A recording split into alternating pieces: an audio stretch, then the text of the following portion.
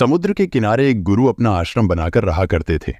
हजारों शिष्य उनका ज्ञान ग्रहण करने के लिए दूर दूर से आकर उनके पास रहते थे। गुरु का ज्ञान देने का तरीका भी बड़ा ही अनूठा था। शुरुआत में वो अपने शिष्यों को उपदेश के माध्यम से ज्ञान देते थे। उसके बाद वह अपने शिष्यों को उस ज्ञान का अनुसरण करने के लिए कहते थे, उस ज्ञान को अपने व्यवहारिक जीवन में उतारने को कहते थे। एक बार उस आश्रम में एक सम्राट अपने बेटे को लेकर पहुंचा। सम्राट ने गुरु से प्रार्थना की कि आप मेरे बेटे को अपने आश्रम में रहने दीजिए और अपने तरीके से उसे ज्ञान दीजिए। उसे इस आश्रम में बिल्कुल भी ऐसा नहीं लगना चाहिए कि वह किसी सम्राट का बेटा है। उसे बिल्कुल साधारण शिष्यों की तरह ही ज्ञान देने का कृपा करें। गुरु मुस्कुराते हुए बोले, सम्राट, ज्ञान किसी भी तरीके से नहीं लिया जा सकता। अगर तुम अपने आप को दूसरों से बड़ा समझोगे तो तुम ज्ञान ग्रहण नहीं कर पाओगे। अगर तुम्हें ज्ञान ग्रहण करना है तो तुम्हें दूसरों की तरह अपने आप को साधारण समझना होगा। यही ज्ञान ग्रहण करने की सबसे पहली सीढ़ी होती है। तुम निश्चिंत रहो, आज से तुम्हारे बेटे की जिम्मेदारी मेरे कंधों पर है। यह कहकर गुरु सम्राट के बेटे को अपने साथ लेकर समुद्र के किनारे टहलने निकल गए। आश्रम के बाकी सभी बच्चे उस सम्राट को देख रहे थे। सम्राट अपने बेटे को रथ पर बैठाकर लाया था, जिससे सभी बच्चे समझ गए थे कि यह लड़का सम्राट का बेटा है। इसी वजह से आश्रम के सभी बच्चे सम्राट के बेटे की तरफ आकर्षित हो गए थे। जब गुरु सम्राट के बेटे को लेकर समुद्र के किनारे पर टहल रहे थे, तभी सम्राट का बेटा अचानक फूट फूट कर रोने लगा, क्योंकि अभी वो सिर्फ 12 वर्ष का था और 12 वर्ष की आयु में उसके पिता उसे अपने से दूर छोड़कर चले गए थे। ये सदमा वो बच्चा सहन नहीं कर पा रहा था। वो लड़का ये नहीं समझ पा रहा था कि उसके पिताजी उसकी भलाई के लिए ही उसे गुरु के पास छोड़कर गए हैं। उसे रोता हुआ देखकर गुरु ने कहा, बेटा, मैं तुम्हें चुप होने के लिए नहीं कहूंगा। हो सकता है आज मैं तुम्हारे आंसू पोंछ दूं, लेकिन कल फिर तुम अपने आप को अकेला पाओगे। याद रखना, धरती पर हर इंसान अकेला आता है और अकेला ही जाता है। जो इंसान जितना जल्दी इस बात को समझ लेता है, वह उतना ही जल्दी आत्मज्ञान के रास्ते पर निकल पड़ता है। गुरु ने अपनी बात आगे बढ़ाते हुए कहा कि जो इंसान अकेले रहना सीख लेता है, वही इंसान खुद से प्यार कर पाता है, और जो इंसान खुद से प्यार करना जानता है, वह किसी के भी जाने का अफसोस नहीं करता, क्योंकि वह खुद से प्यार करता है। धीरे धीरे तुम भी आश्रम के माहौल में ढल जाओगे।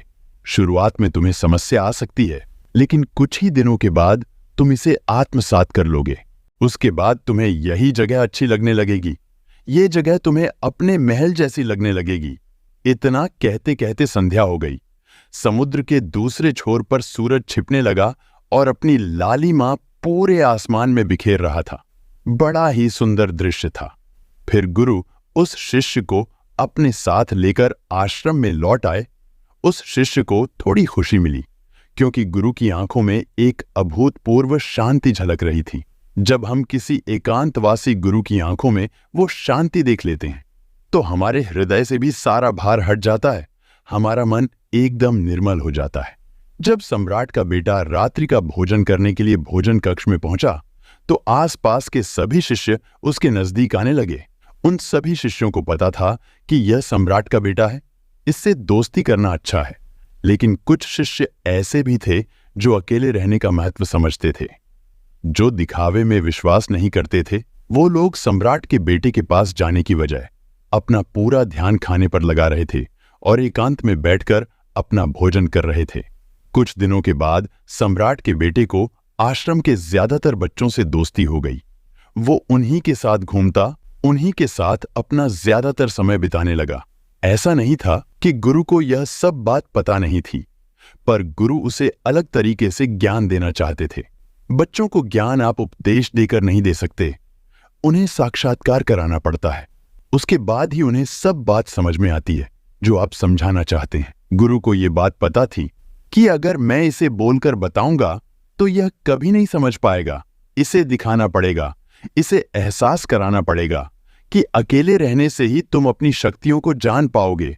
यही सीख देने के लिए एक दिन गुरु उस शिष्य को अपने साथ पहाड़ी की चोटी पर ले गए और बोले कि अब तुम्हारा ज्ञान पूरा हो चुका है, बस एक आखिरी रात तुम्हें यहां बितानी होगी, फिर अगले दिन तुम्हें तुम्हारे राजमहल में पहुंचा दूंगा। वो बच्चा ये सुनकर बहुत खुश हुआ कि अब मैं वापस अपने राजमहल जाऊंगा। फिर से मेरे दास और दासियां, सारी भोग की वस्तुएं मेरे पास होगी। शिष्य ने गुरु से पूछा कि गुरुजी, मुझे आप यहाँ पहाड़ी की चोटी पर क्यों लाए हैं? यहाँ कौन सा आखिरी ज्ञान मिलेगा? गुरु मुस्कुराते हुए बोले कि आज रात भर तुम्हें उस चट्टान के पीछे छुपकर बैठना होगा। वहां पर रोज रात में एक बाज आता है। तुम्हें उस बाज को देखना है और बहुत ही ध्यान से देखना है। उसकी हर गतिविधि को देखना है। उस बाज को देखने के बाद अगर तुम उसकी खूबियां बता दोगे तो मैं तुम्हें राजमहल वापस भेजवा दूंगा। और हां, सुबह होने से पहले एक बात पर और ध्यान देना है। एक चरवाहा यहां पर अपनी भेड़ों को चराने के लिए आता है। तुम्हें उन भेड़ों की गतिविधियां भी देखनी है। याद रखना, बाज की गतिविधि रात को और भेड़ की गतिविधि सुबह को। अगर तुम दोनों की गतिविधि ध्यान से देखकर मुझे बता दिए तो तुम इस आश्रम से हमेशा के लिए आजाद हो जाओगे। तुम्हारा ज्ञान पूरा हो जाएगा। मैं तुम्हारे पिताजी से कह दूंगा कि यह बच्चा हमारे आश्रम का सबसे ज्ञानी बच्चा है। यह कहकर गुरु अपने आश्रम लौट आए और वो बच्चा वही उस चट्टान के पीछे खड़ा था, उस बाज का इंतजार करने लगा। काफी समय बीत जाने के बाद वहां पर एक बाज अपने बच्चों के साथ आया। सम्राट के बेटे ने पूरी रात उस बाज की गतिविधि बड़े ही ध्यानपूर्वक देखी और सुबह होने के बाद जब चरवाहा वहां पर अपने भेड़ों को लेकर पहुंचा तो उसने एक अद्भुत दृश्य देखा। उसने देखा कि वह बाज भेड़ के एक मेमने को अपने पंजों में दबाकर उड़ गया। उसने भेड़ के बच्चे का शिकार कर लिया था। यह सारा दृश्य देखकर वह बच्चा आश्रम में वापस अपने गुरु के पास पहुंचा। उसने गुरु का प्रणाम करते हुए बोला कि गुरुदेव, आप आश्रम के सभी बच्चों को यहां पर बुला लीजिए। मैं सब लोगों को बताना चाहता हूं कि मैंने क्या देखा। जब आश्रम के सभी बच्चे वहां पर पहुंच गए तो सम्राट के बेटे ने कहना शुरू किया कि मैं अपने जीवन में बहुत से पक्षियों को देखा है, लेकिन बाज उन सभी पक्षियों में सबसे अद्भुत और सबसे अलग होता है। उदाहरण के लिए एक तोता हम सभी ने देखा है। तोता बोलता तो बहुत है लेकिन कभी ऊंचा नहीं उड़ पाता। और एक बाज जो हर समय शांत रहता है, उसमें आकाश को भी छू लेने का सामर्थ्य होता है। जब एक बाज अपने शिकार को निश्चित कर लेता है तो वो उसी शिकार पर अपनी नजर गड़ाए रहता है, चाहे वो कितनी ही ऊंचाई पर क्यों ना हो, चाहे कितना भी तूफान क्यों ना आ जाए, लेकिन वह अपनी नजर हमेशा अपने लक्ष्य पर स्थिर रखता है। आज सुबह जिस बाज को मैंने देखा उसने हर भेड़ को अपना शिकार नहीं बनाया, बल्कि उस भेड़ के झुंड में से उसने भेड़ के एक मेमने को शिकार बनाया। उस बाज की तरह हमें भी अपना ध्यान एक ही लक्ष्य पर स्थिर रखना चाहिए। चाहे कितनी भी अड़चनें क्यों ना आए, हमें अपना लक्ष्य स्पष्ट दिखाई देना चाहिए। 5-10 लक्ष्यों में अपनी ऊर्जा बर्बाद करने की बजाय हमें किसी एक ही लक्ष्य पर पूरी एकाग्रता के साथ ध्यान देना चाहिए। तीसरी बात जो मैंने उस बाज से सीखी, जो हम सभी को सीखना चाहिए, बाज कभी भी दूसरे पक्षियों के साथ नहीं उड़ता, वह हमेशा आकाश में अकेला उड़ता है।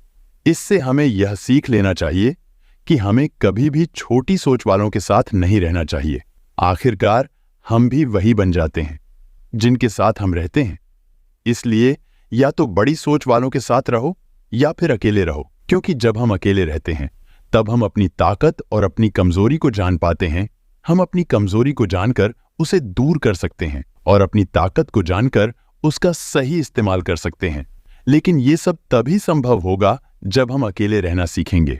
चौथी बात जो हमें एक बात से सीखनी चाहिए कि एक बाज हमेशा अपनी सीमाओं से ऊपर उठकर उड़ता है।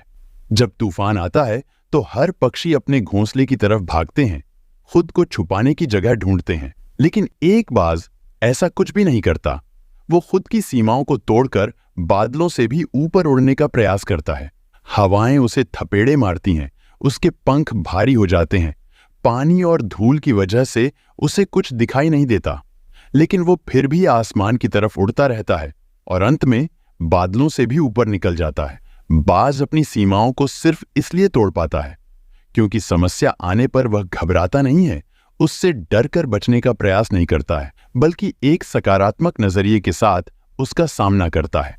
पांचवी बात जो हमें एक बात से सीखनी चाहिए कि बाज कभी भी अपने घोंसलों में घास के कोमल तिनके नहीं रखता। जो तिनके कोमल होते जाते हैं वो उन्हें निकाल कर फेंकता रहता है। उसी तरह चाहे कितनी भी आरामदायक जिंदगी आपको मिले, लेकिन उस आरामदायक जिंदगी से उठकर अपने आलस्य को तोड़कर जीवन में मेहनत करते रहना चाहिए। हर दिन अपने आप को चुनौतियां दो, हर दिन मुश्किलों से लड़ो, क्योंकि वही मुश्किलें तुम्हें मजबूत बनाएंगी। जंगल के राजा शेर को भी झुंड बनाकर शिकार करते हुए देखा जा सकता है, लेकिन बाज हमेशा अकेले शिकार करता है, क्योंकि वो जानता है कि भीड़ हौसला तो देती है मगर साहस छीन लेती है। सम्राट के बेटे ने भेड़ियों की विशेषता बताते हुए कहा कि भेड़ हमेशा झुंड में चलती है। उन्हें झुंड में एक साथ चलने से हिम्मत मिलती है, लेकिन जैसे ही उन पर शिकार होता है वो बिखर जाती है। भेड़ों से हमें यह सीख लेनी चाहिए कि हमारे साथ कितने भी लोग खड़े हो, लेकिन किसी पर भी यकीन नहीं करना चाहिए। अगर विश्वास करना है तो खुद पर करो। इतना सुनकर गुरु बोले, मैं आज सम्राट के बेटे को इसके महल में छोड़ने जा रहा हूं, क्योंकि इसकी सिक यहां पर पूरी हो गई है। यह कहकर गुरु सम्राट के बेटे का हाथ पकड़कर राजमहल की तरफ रवाना हो गए और बाकी के सभी बच्चे उन्हें पीछे से देखते रहे। दोस्तों, इस वीडियो में इतना ही। मैं आशा करता हूं कि आपने इस वीडियो से बहुत कुछ सीखा होगा।